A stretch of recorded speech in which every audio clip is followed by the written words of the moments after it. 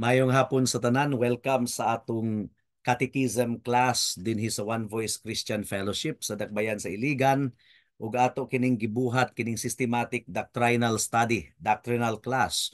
Gumikan kay buot kita nga malig-on ang atong buluhaton dinhi sa Iligan sa Kristohanon nga pagtuo. Kay daghan kayong mga mini nga mga pagtulunan nga milutaw sa atong panahon karon, and it's now high time for us to be founded in the Christian faith. Niya nakita karon sa ikalima nga leksyon, and our topic is the Trinity, ang misteryosong doktrina sa balaang Trinidad. Isip review mga kaigsunan, kung na hinumduman pa nato, adunay mga question and answer sa ato ang catechism. And pinakauna natong gitubag, what is the chief purpose of man here in this life? And the chief purpose is to glorify God and enjoy Him forever. And then ato nausab nga natapos ang unang yugto, ang pinakaunang unit.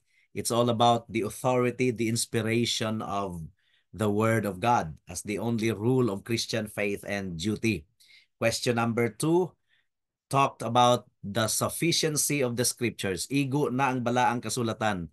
Ang question number 3, mahitungod sa reliability of the scriptures, kasaligan ang balaang kasulatan. And question number 4 discussed about the principal content of the scriptures, ang primary nga unod sa balaang kasulatan. And then unit 2, atong gisugdan ang ikaduhang yugto ni atong miaging semana, mahitungod kini sa doctrine of God. It is a systematic study on the doctrine of God. In question and answer form gihapon, from question number 5 to question number 41 of our catechism. And last week, atong gitubag ang ikalimang pangutana.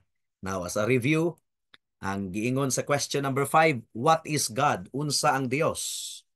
Ang tubag mga kaigsunan, God is a spirit, infinite, eternal, and unchangeable in His being, wisdom, power, holiness, justice, goodness, and truth.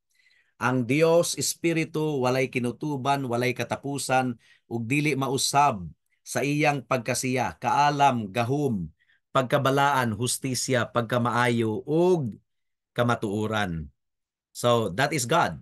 Ug ningtak na sa kahaponon, atong tubagon ang sumpay niini nga pangutana, question number 6. And this is very critical. Are there more gods than one? Kay ang mga oneness ilang iakusa sa mga Trinitarian nga susama kanato nga nagtudlo kuno kita nga adunay daghang mga Dios. That's wrong. Baka kana mga kaigsuonan.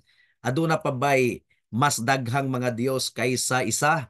Of course, ang tubag sa atong catechism, and this is for the record, there is but one only, the living and true God. Adunay usa ra gayud ang buhi ug tinuod nga Dios. Usa ra gayud. Ang giingon sa Deuteronomy chapter 6 verse 4, pamati Israel, ang Dios, ang atong Ginoo, ang Dios usa ra. So gibalik-balik gayud no, ang Dios, ang atong Ginoo, ang Dios usa ra. Kini nga bersikulo popularly known kini as Shema. That is the Shema. The meaning of Shema is to hear, to listen. The Shema is a direct refutation of the polytheistic pagan worship in all the nations that surrounded them. Kaya ang mga nasod nga nagpalibot sa Israel at that time, polytheistic, daghan silang mga Dios. So the Shema was emphasized in order to inform the world, and especially the Israelites, that there is only one God. In the Shema, they affirm that there is only one true and living God. Aduna lamang gayoy usa lamang ka Dios nga nagbuhat sa tibuok universo, ug usa lamang ka Dios nga Dios sa tanang mga katawhan. One living and true God. Jeremiah chapter 10 verse 10. Ang giingon dinhi mga kaigsunan. Apan ang Dios mao ang tinuod nga Ginoo. Siya ang buhing Ginoo ug ang walay katapusang hari. Mulinog ang kalibutan sa iyang tunglo ug ang mga kanasuran dili makasugakod sa iyang kasuko.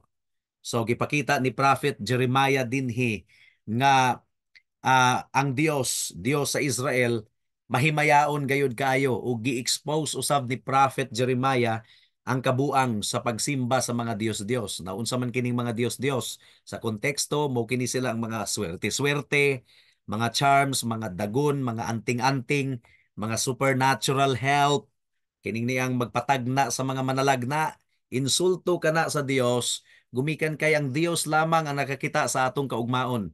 And all of these things are just copied from the wicked customs of the heathen nations, mga pagano nga mga nasod.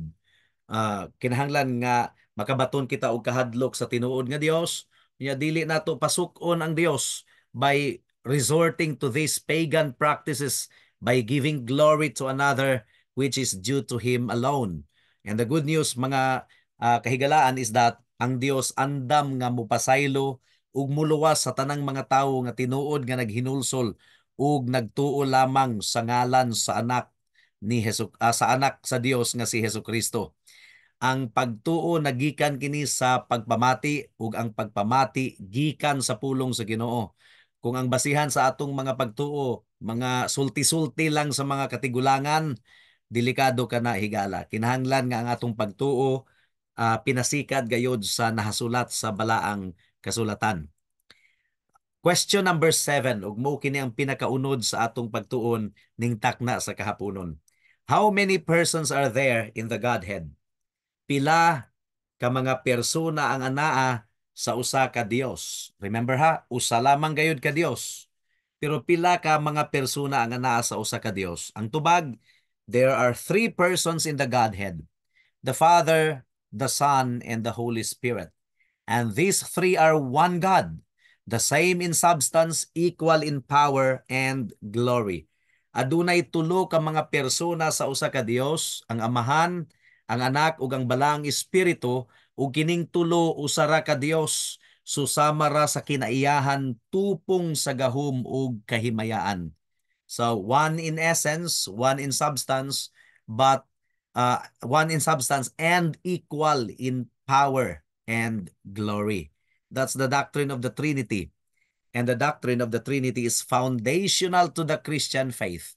Patukuranan gayud kini siya sa Kristohanon nga pagtuo ug sa Kristohanon nga pagkinabuhi tungod kay ang pagkaila sa tinuod nga Dios mao kini ang pinakasentro sa biblical religion.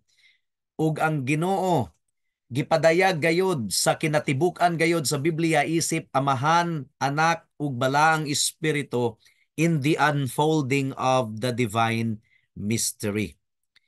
Ang usa lamang nga tinuod ug buhi nga Dios. There's only one God, but that one God eternally exists in three distinct yet inseparable persons.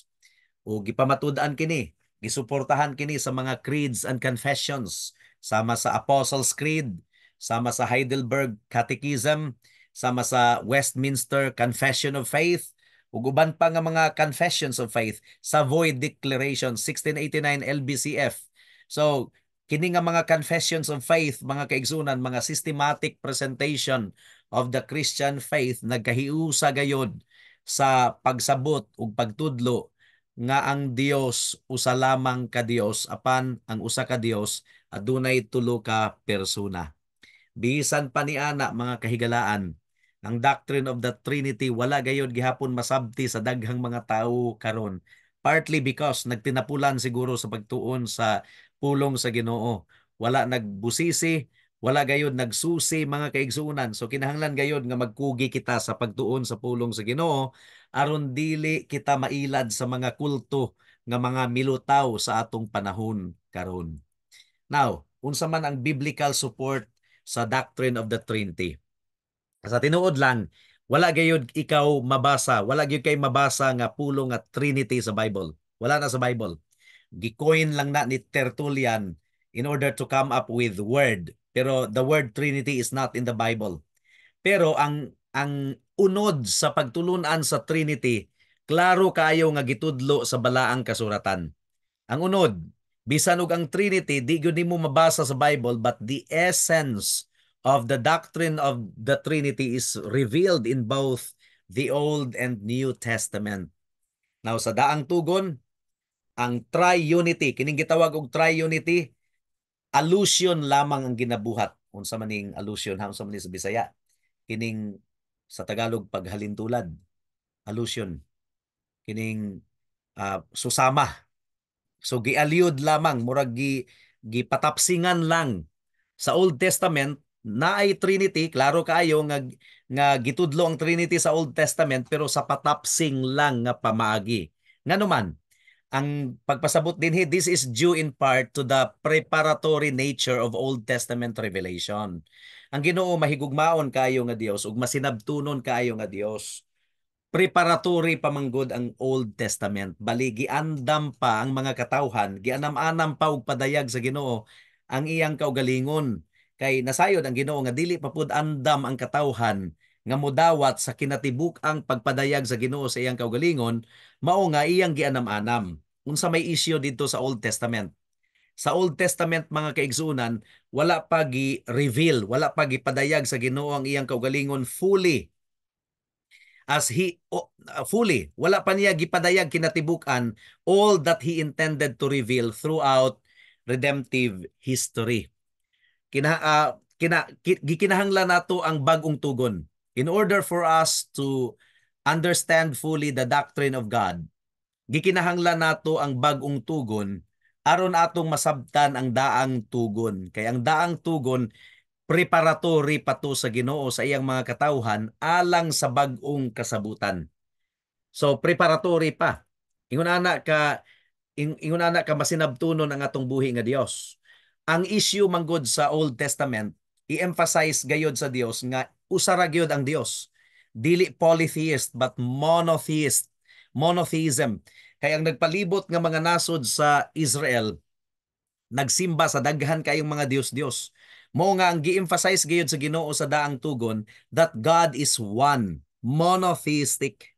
Monotheistic mga kaigsunan. Aduna nay Trinity, aduna nay mga gisulti mahitungod sa balaang espiritu bisan pa sa anak sa Dios, ana sa Old Testament, pero dili pa kayo milutaw, gumikan kay lahi ang emphasis sa Ginoo sa daang tugon. Masinabtunon kaayo ang Dios. Dili paandam ang mga katawhan nga mudawat sa kinatibuk ang pamaagi sa tibuok nga pagpadayag sa Dios. So, the emphasis on the singular nature of God was meant to protect the people from the idolatry of the nations. Kay napalibutan man gud ang nasod sa Israel sa mga nasod nga nagsimba sa mga Dios-Dios. Mao nga ang emphasis sa Old Testament kining singular nature of God. Pero adunay mga teksto sa daang tugon nga klaro kaayong nagtudlo nga there is triunity or multiplicity of persons in the Godhead. Nga sa Godhead adunay dunay sobra sa usa ka persona. For example, John chapter 16 verse 12 to 13. Ako kining gisulat dinhi gumikan kay gusto natong masabdan sa matag usa nga ang Dios masinabtunon gayud kayo sa nga tanan. Wala niya gibubo sa tibuok gayod all at once ang kamatuoran kay dili palagi andam ang mga katawhan. The same is also true with the Old Testament. During his time, wa man gani niya gibubo ang tanan ngadto sa iyang mga apostles kay dili pa sila andam. Ang giingon diri sa John chapter 16 verse 12 to 13. Daghan pang mga butang nga akong isulti kaninyo apan dili pa kamo makatugkad kanila sa kamulong nga higayon. Apan kung siya, ang espiritu sa kamatuuran, moabot, iya kamong giyahan ngadto sa tanang kamatuuran, tungod kay dili siya musulti pinaagi sa iyang kaugalingon, apan unsa man ang iyang madungog, ilitok niya kini ug iyang ipadayag kaninyo kung unsa ang umaabot. So, daghan pa unta kayog itudlo ang atong Ginoo sa iyang mga tinun-an, pero dili pa sila andam niini. Mao nga adunay insaktong panahon sa tanang mga butang, masinabtunon kaayo ang atong Ginoong Hesukristo. The same is also true sa daang tugon. Hibalo ang Ginoo nga dili paandam ang katawhan nga makadungog sa kinatibuk-an gayod nga pagpadayag sa kung kinsa ang Dios, mao nga iyang gianam-anam ug padayag ang iyang kaugalingon nga ri kanato. Progressive revelation ang tawag ni ana mga kaigsuonan. For example, daghan kayong mga theologians sa atong mga katigwangan, and most notably si Peter Lombard ug si Martin Luther. Kining pulo nga Elohim, kay gatuon man gyud mi niini sa Hebrew language. Kining Elohim, ang usage niini usa lang ka Dios. Pero kining him nga suffix mga kaigsunan, kining him plural man na siya. So, ang usage, ang paggamit sa pulo nga Elohim, singular. Usa lamang ka Dios. Pero ang grammar form, ang syntax, ang word form sa pulo nga Elohim, plural, him. Kining ga-end og him. Mura ba na siya sa English mga dugangan og s ang plural. So, nakuha ka na ni Martin Luther og ni Peter Lombard to support the doctrine of the Trinity. And throughout church history, mga kaigsunan, daghan kayong mga theologians ang midawat sa Trinitarian character kung ang Dios nag-communicate in the divine council. Di ba ang Dios, nakig-istorya ang Dios sa iyang kaugalingon, plural. Plural gyud. For example, Genesis chapter 1 verse 26, Genesis 11 verse 7, and Isaiah 6:8. Throughout church history, many theologians have accepted the Trinitarian character of the communication of the divine counsel. For example, Genesis 1:26. Ug miingon ang Dios, singular na siya, buhaton nato ang tawo sa atong larawan, sama sa atong dagway. So singular ang usage, pero when God makes a dialogue, it's plural. Buhaton nato ang tawo sa atong larawan, sama sa atong dagway. Another example, Isaiah chapter 6 verse 8. Ang giingon dinhi, ug nadungog ko ang tingog sa Dios nga nag-ingon, kinsa ang akong ipadala, ug kinsa ang mulakaw alang kanato. Plural. Akong, singular ang una, pero sa ikaduha, plural, kanato. Unya ako miingon si Isaiah, ania ako, ipadala ako. So klaro gayud kayo mga kaigsunan that there is plurality in unity. There is multiplicity of persons in the Godhead. Kining Genesis 1:26, ug miingon ang Dios, buhaton nato ang tawo sa atong larawan, sama sa atong dagway. Doon na may alternative explanation ang mga oneness niini. Anghel kuno ang kaistorya sa Dios. Na, nganong anghel man nga di man magbubuhat ang anghel. And the Bible tells us that we are created in the image of God. Wala man giingon diha nga we are created in the image of angels. We are created in the image of God. So there's only one explanation kung anong plural na siya mga kaigsunan. It is because in the Godhead, there are three distinct persons. Unsa pa? There are many passages sa Old Testament in which the persons of the Godhead communicate to one another or refer to one another. Nakigistorya ang tulo ka persona sa Godhead sa usag-usa sa Old Testament. For example, kahibalo gyud ta nga si Kristo ug ang Amahan ang buot pasabot niini kay gi-quote kini, gitkutlo kini sa New Testament. Psalm chapter 45 verse 6 and 7. Ang giingon din hiyo, ang imong trono Ginoo hangtod sa kahangturan. Ang sitro sa imong gingharian usa ka sitro sa hustisya. Gihigugma mo ang pagkamatarong ug gidumtan ang pagkadautan. Mao nga ang Ginoo, ang imong Ginoo, di ba? Ang Ginoo, ang imong Ginoo. So, kinsa man ang nagistoryahanay niini? Ang Ginoo, ang imong Ginoo.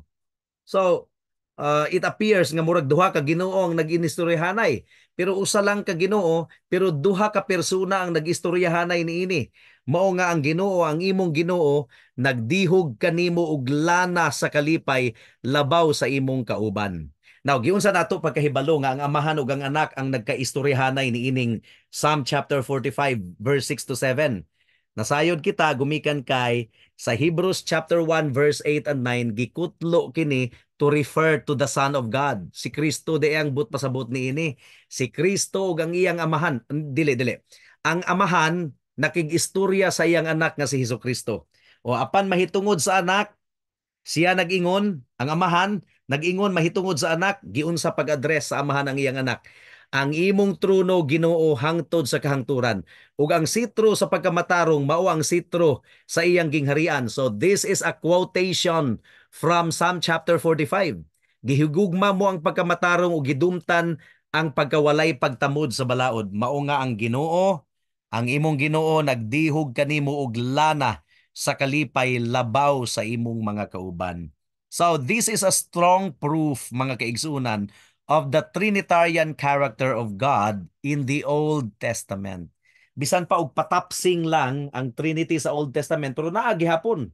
Patapsing lang kay ang emphasis man gud sa Old Testament ang unity of God or monotheism, mga kaigsunan. Mo na ang emphasis sa Old Testament in refutation of the polytheistic pagan religions surrounding Israel at that time. Pero dili bot pasabot nga wala na gyud kay makita nga Trinity sa Old Testament. Naa, daghan.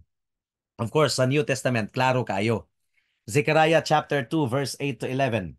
Again, ang amahan ug ang anak ang nag-istoryahanay niini. Ang giingon dinhi, tungod kay ang Dios sa mga kasundaluhan nag-ingon niini.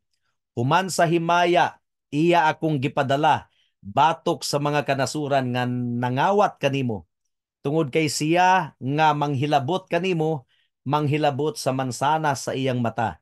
Tungod kay tanawa, akong ibayaw ang akong kamot ngadto kanila aron sila mahimong bihag alang sa ilang mga ulipon. Unya masayran nimo nga ang Dios sa mga kasundaluhan nagpadala kanako. So, this is the Son speaking, mga kaigsuunan. Ang Son naghisgot mahitungod sa iyang amahan. Gipadala kuno siya sa iyang amahan. Tungod kay tanawa, akong gibayaw ang akong kamot ngadto kanila aron mahimong bihag alang sa ilang mga ulipon. Unya masayra nimo nga ang Dios sa mga kasundaluhan nagpadala kanako singgit alang sa kalipay ug pagmaya anak nga babayi sa Zion. Tungod kay tanawa, muabot ako ug magpabilin ako sa imong taliwala. Nag-ingon ang Dios ug daghang kanasuran ang mulambigit sa ilang kaugalingon ngadto sa Dios ni anang adlawa ug mahimong akong mga katawhan. Unya mupuyo ako sa imong taliwala ug masayran nimo nga ang Dios sa mga kasundaluhan nagpadala kanako nganha kanimo. So, klaro kaayo sa tanan nga ang amahan ug ang anak nag-istoryahanay niini nga passage sa Zechariah chapter 2 verse 8 hangtod sa verse 11. Now, daghang mga Kristohano ni adtong una, mga Lutheran, mga Reformed theologians, nga ang ilang pagsabot sa angel of the Lord, pareho sa anghel nga nakigistorya sa ginikanan ni Samson, ni Manoah ug sa iyang asawa, katong anghel nga nagpakita kang Abraham, kadtong anghel nga nagpakita kang Balaam nga mini nga propeta katong nakasulti tong donkey, ang asno. Kung imong paminawon ang language, ang tawag lang angel of the Lord. Pero kung imong paminawon ang language, adunay autoridad. Ug daghan kaayong mga early theologians nga nagtuo nga si Jesus Christ to, the pre-incarnate Son of God, the Logos, the second person of the Godhead.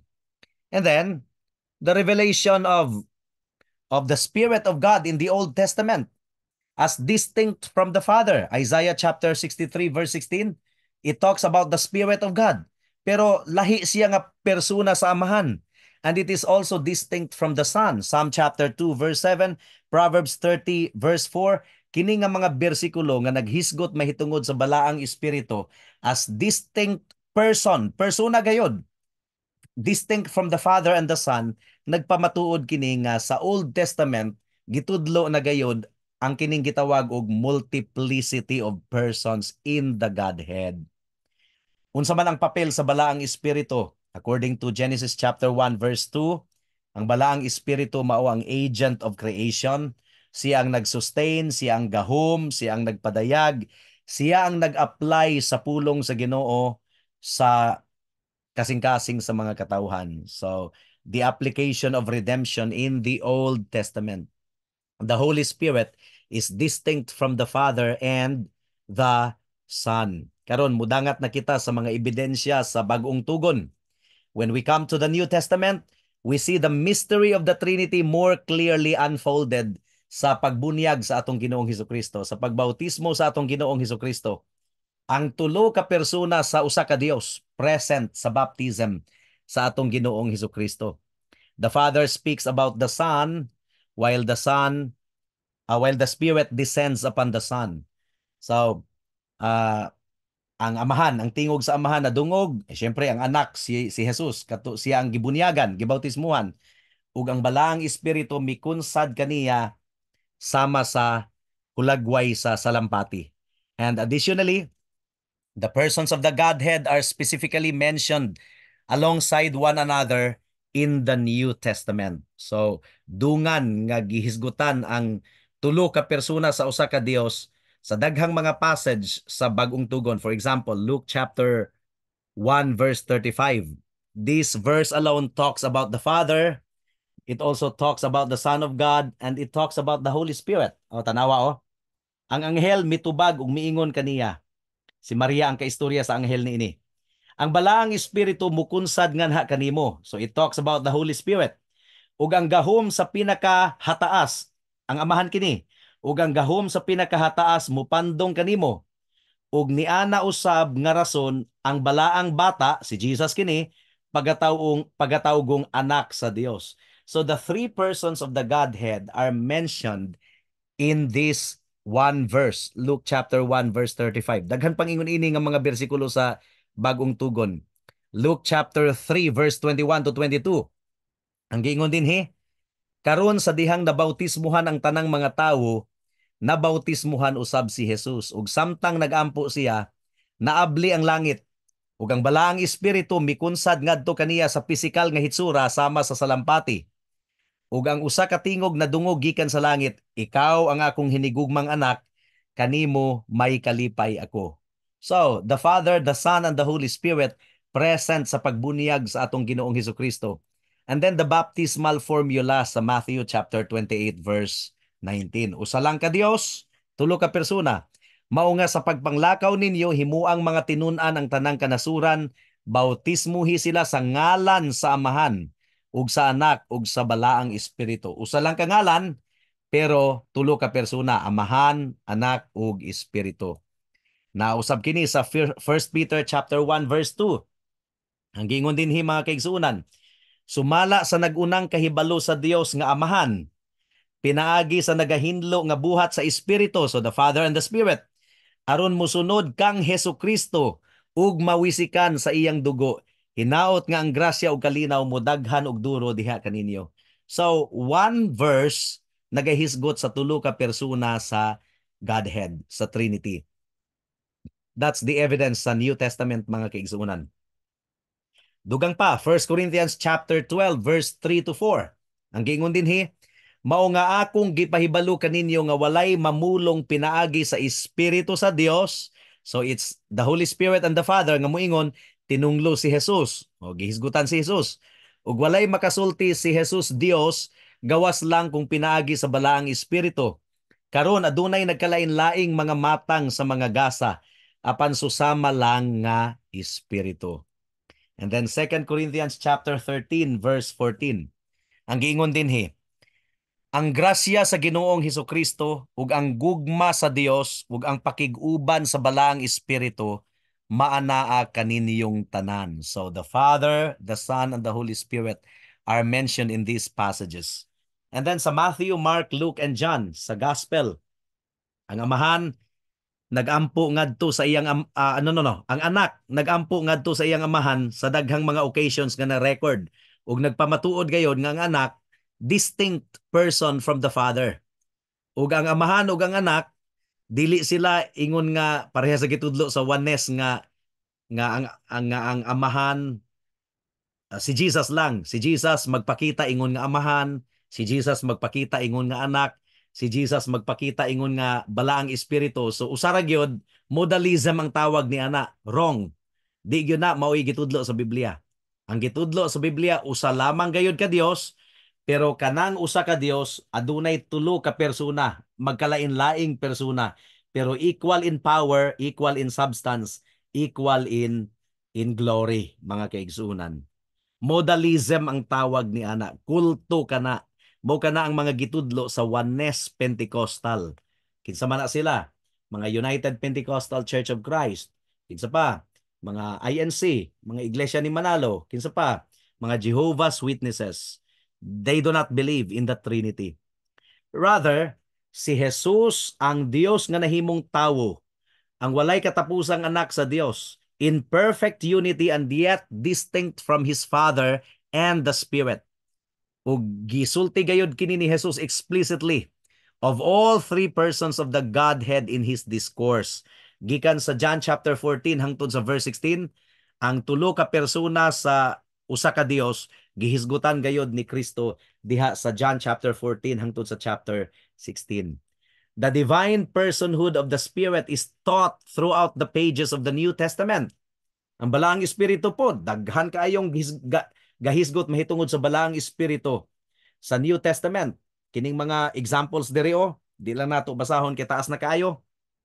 Acts chapter 13 verse 2, Revelations chapter 2 verse 7, Revelations chapter 2 verse 11, verse 17, verse 29, chapter 3 verse 6, chapter 3 verse 13, verse 22, chapter 14 verse 13, chapter 22 verse 17. The divine personhood of the Spirit is taught throughout the pages of the New Testament and most strikingly in the references to His speaking. Ang balaang espiritu nakigistorya ni ini nga mga bersikulo. So makigistorya po di ang balaang espiritu. That means the Holy Spirit is a person. Dili kinihangin lamang nga gihuyop sama sa gitudlo sa Jehovah's Witness nga mura ra kuno og kuryente, mura ra kuno og hangin. No.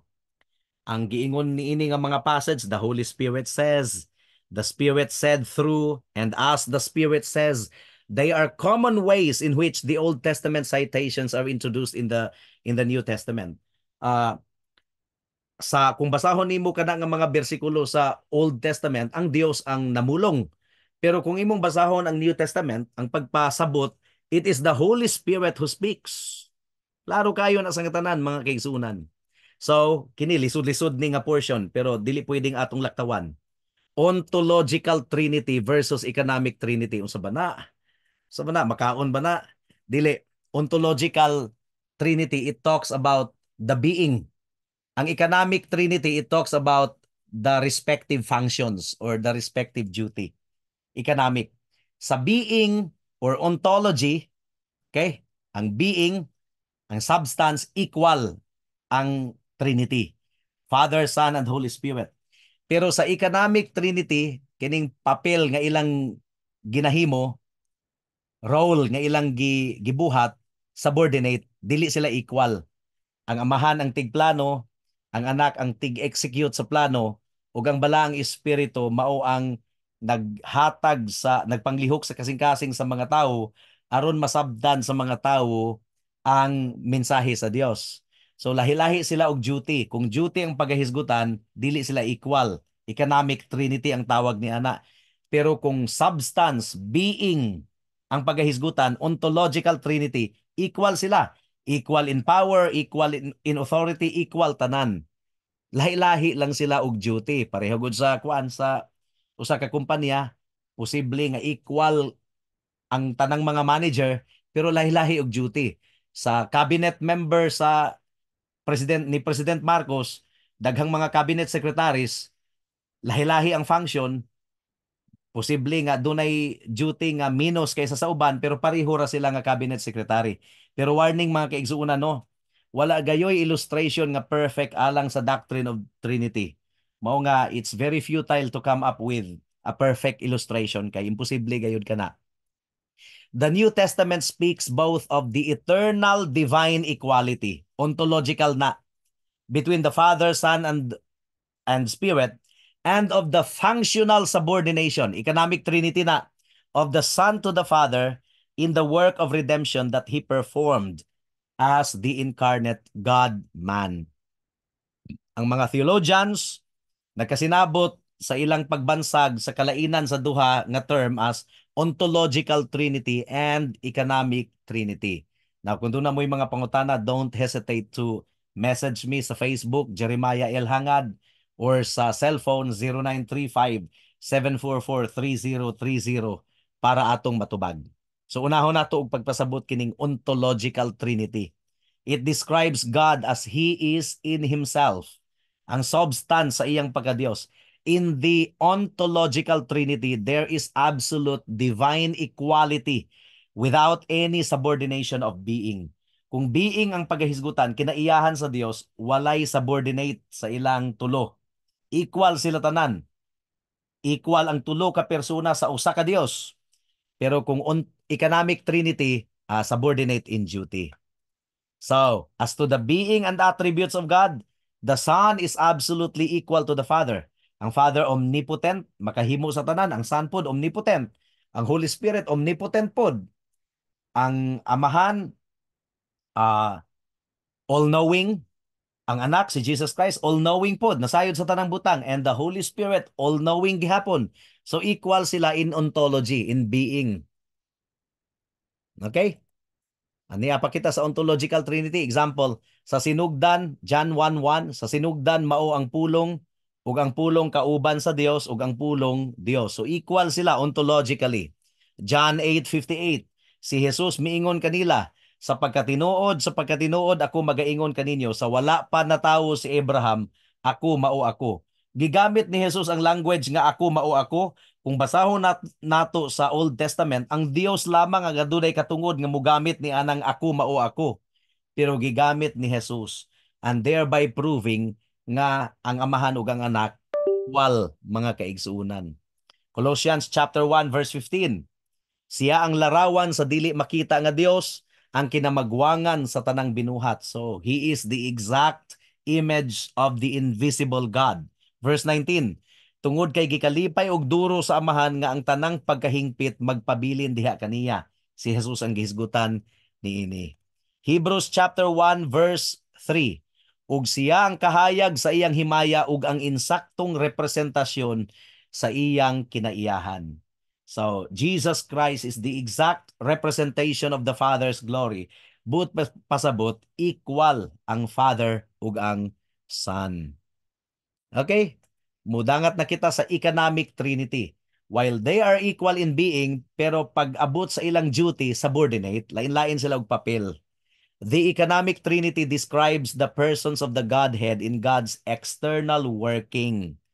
As to the work of God in redemption, sa trabaho sa Dios, sa pagtubos, there is what we call functional subordination of the incarnate Christ to the Father. Kung papel nga gibuhat nila, ang ilang duty, subordinate ang anak sa iyang amahan. Mupasakop ang anak sa iyang amahan. Klaro kay ni sa 1 Corinthians chapter 11 verse 3. Ang gingon dinhi, apan buot kong masabdan ninyo nga si Kristo ang ulo sa matag lalaki, ug ang lalaki ang ulo sa babayi, ug ang Dios ang ulo ni Kristo. So the Father is the head of the Son. That's economic trinity, subordinate in duty. Pero kung ontology, kung being, equal gyud sila. Equal in divine essence, divine being. Another example, John chapter 5 verse 19 hangtod sa 23, ang giingon dinhi, mao nga mitubag si Jesus ug nag-ingon kanila, sa pagkatinuod ako magasulti kaninyo, ang anak dili makahimo sa bisag unsa sa iyang kaugalingon, gawas lamang kung makita niya kini nga gibuhat sa amahan. Tungod kay bisag unsa ang gibuhat sa amahan, kining mga butanga ang gibuhat usab sa anak sa susamang paagi. Tungod kay ang amahan nahigugma sa anak ug nagpakita kaniya sa tanang mga butang nga gibuhat niya mismo. Asa na ba ko? Nawa akong mata. Ug ang amahan magpakita kaniya ug mas dagkong mga butang kaysa niining tanan, aron kamo mahibulong. Tungod kay sama ra nga ang amahan nagbanhaw sa mga patay ug naghatag kanila og kinabuhi, maingon man usab ang anak maghatag og kinabuhi nga buot sa buot niyang hatagan. Tungod kay dili man gani maghukom ang amahan sa bisan kinsa, apan iyang gihatag ang tanang paghukom ngadto sa anak, aron nga ang tanang mupasidungog sa anak sama ra nga sila mupasidungog sa amahan. Ang usa ka tawo nga dili mupasidungog sa anak, dili usab mupasidungog sa amahan nga magpadala kaniya. So this passage contains both the ontological trinity and economic trinity. So there is a portion in this passage that tells us that Jesus is subordinate to the Father when it comes to his respective role and function, but there is also a part of this passage that tells us that the Father and the Son are equal. Tungod kay ang dili kuno mo pasidungog sa amahan, dili mo pasidungog sa anak, or ang dili mo pasidungog sa anak, dili mo pasidungog sa amahan.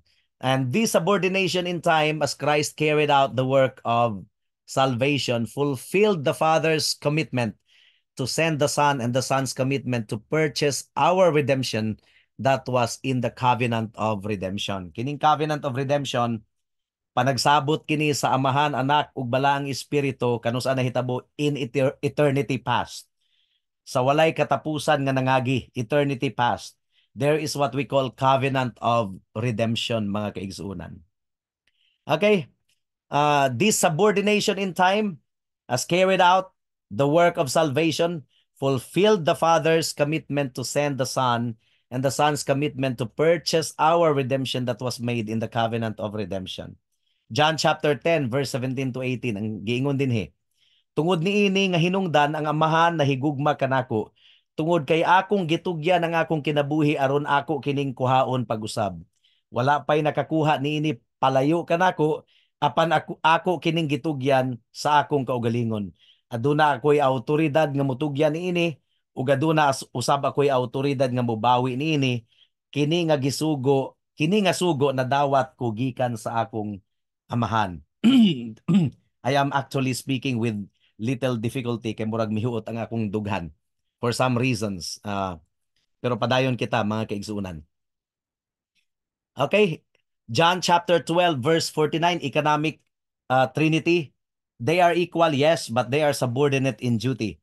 Tungod kay wala ako nagsulti sa akong kaugalingon, apan ang amahan mismo ang nagpadala kanako ug naghatag kanako og usa ka sugo kung unsa ang akong isulti ug unsa ang akong ipamulong. So, economic trinity. Equal in substance, subordinate in duty. Lain-lain sila og papel nga gibuhat, mga kaigsuunan. Titus chapter 1 verse 2. Diha sa paglaom sa kinabuhing walay katapusan, nga gisaad sa Dios nga dili mahimong mamakak, sukad pa sa milabay nga mga katuigan. So klaro kayo nga gitudlo gayod ang Trinity sa balaang kasulatan. Masabtan ba nato kini? Dili gayod. Di nato masabtan sa kinatibuk-ang paagi, pero naa sa Biblia, and therefore atong dawaton. That is what faith is all about. Dili man necessarily nga atong masulod ang atong Ginoo sa atong logic, kay ang Ginoo Ginoo. This is non-negotiable essential of the Christian faith. Irreducible minimum. Kung masipyat gyud ta niini, kulto gyud ang usa ka simbahan. The God of the Bible is triune. And therefore, if you worship a oneness God, a Unitarian God, that's not the God of the Bible. You are actually worshiping an idol. And the Bible tells us no idolater can inherit the kingdom of God. Mga importante gayud kayo kini, mga kaigsunan. The doctrine of the Trinity is not fully comprehensible to human minds. Let's accept it. But it's revealed in the scriptures. It doesn't mean nga dili nato makuha sa atong logic, nga di na nato dawaton. No matter what our feeble logic says, because it is written in the Word of God, we accept it as it is. That's faith. That's the doctrine of the Trinity.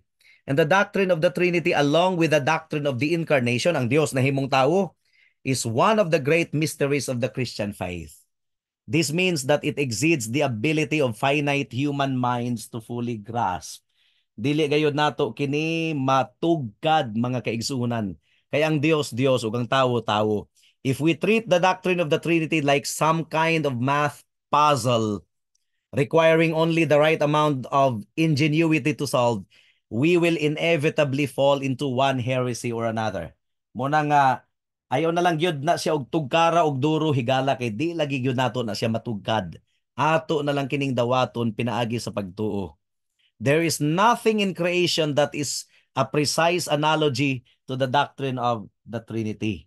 So, ang uban, ang ilang illustration sa doctrine of the Trinity, mura kunog avocado, dili kulang gihapon. Mura kuno og kuan sa panang ilang Rubik's Cube.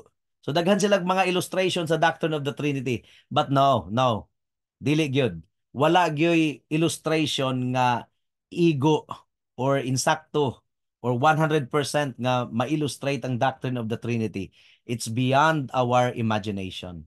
But it's the triune Jehovah ang nag-design sa atong kaluwasan. Ikaw higala, makasasala, nakasala ikaw sa balaod sa Dios, imong gisupak ang sugo sa Dios, ang balaod sa Dios. Ug ang Dios nag-require nga sundo nato 100% ang iyang balaod. Dili nato mahimo. O gi-require sa Ginoo nga atong bayran ang atong sala pinaagi sa iyang dugo or pinaagi sa dugo, bayran ang atong sala. Dili nato kana mahimo ang atong dugo hugaw. So gibuhat kini sa anak sa Dios, the second person of the Trinity. Iyang gisunod ang balaod ug iyang giula ang iyang dugo alang sa mga makasasala. Gidawat sa amahan ang halad sa iyang anak alang sa mga makasasala.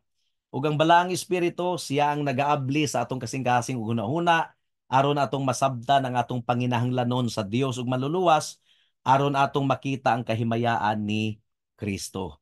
Busa higala, hinaot nga giablihan sa balaang espiritu ang imong kasing-kasing hunahuna aron moduol ka sa amahan pinaagi sa iyang anak nga si Hesukristo. The Triune Jehovah, the doctrine of the Trinity. Magampo kita. Wa mong Ginoo, salamat kaayo sa imong mensahe ning takna sa kahaponon. Nagtuo kami nga dili kini masayang. Ug among gipangayo nga padayon nimo kaming hatagan og pagtuo ug pagsalig nganha kanimo gumikan kay ikaw lamang ang Dios nga nagbuhat sa tanang mga butang ug ikaw lamang ang Dios nga manluluwas, Dios sa kamatuoran. Without you, we can do nothing. We pray, O God, nga padayon nimong panalanginan ang catechism class namo, ang doctrinal class, hangtod nga matapos kini ug hinaot nga makatabang kini aron kami mahimong lig-on sa Kristohanon nga pagtuo.